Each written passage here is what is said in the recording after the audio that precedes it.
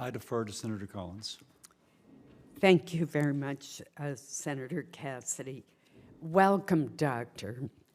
The National Cancer Institute that you currently lead has the largest budget and research program of the 27 institutes and centers at the NIH. Cancer research is vitally important, and I strongly support it. Ton of information about the fourth stimulus check. We have to cover a lot of news in this video, so I want you guys to know that we have a ton of information to cover. So continue watching, and don't forget that if you want to get this Amazon gift card right here, all you have to do is redeem the code in the Amazon checkout aisle. It's a $50 Amazon gift card code, so pretty much just redeem the code and you'll get $50, and you can use it for whatever you need on Amazon. Who are the first to get it? Well, folks who have the direct deposit information already on file with the IRS.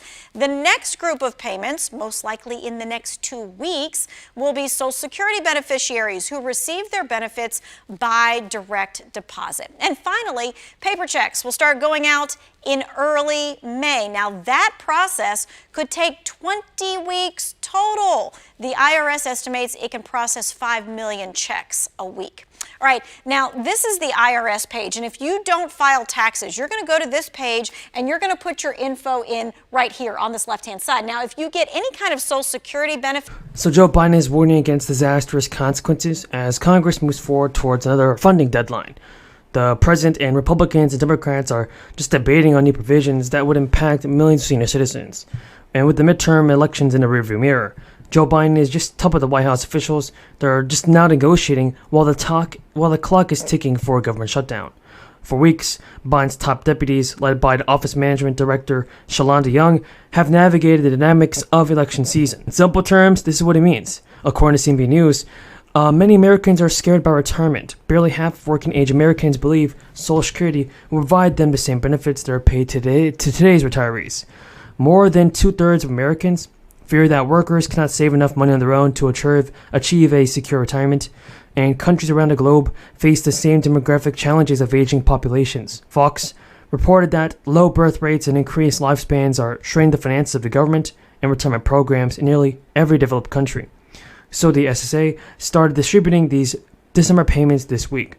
This month, you should be able to keep an eye out on the letter for the Social Security cost of living increase. The letter will have details about your individual benefit rate, also for next year.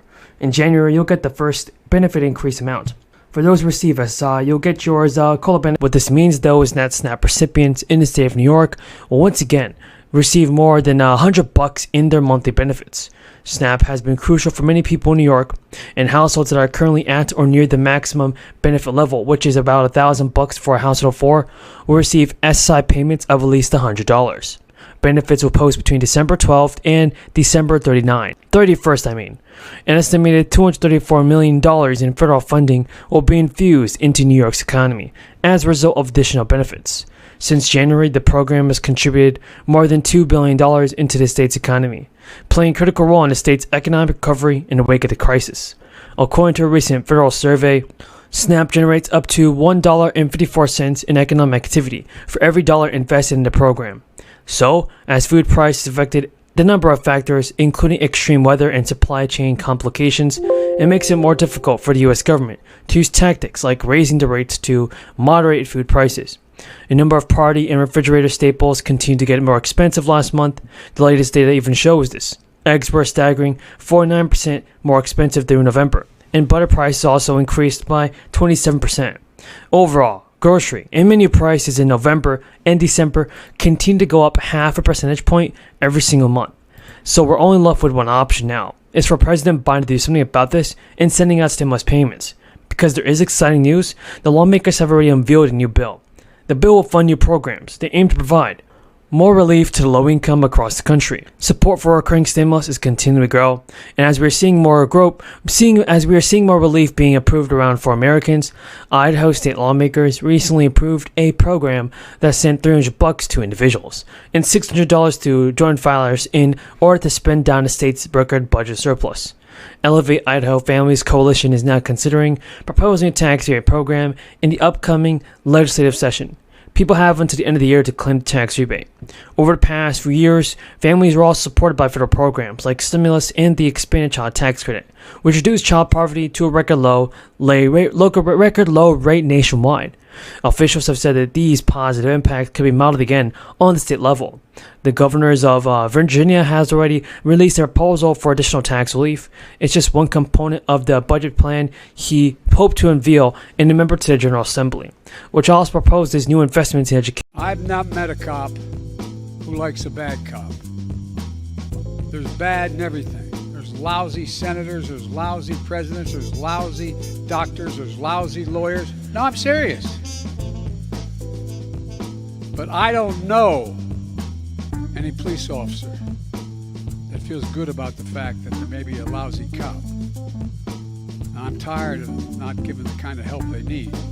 Folks, look. Now, some of you guys may not some of you guys may not automatically get your fourth check.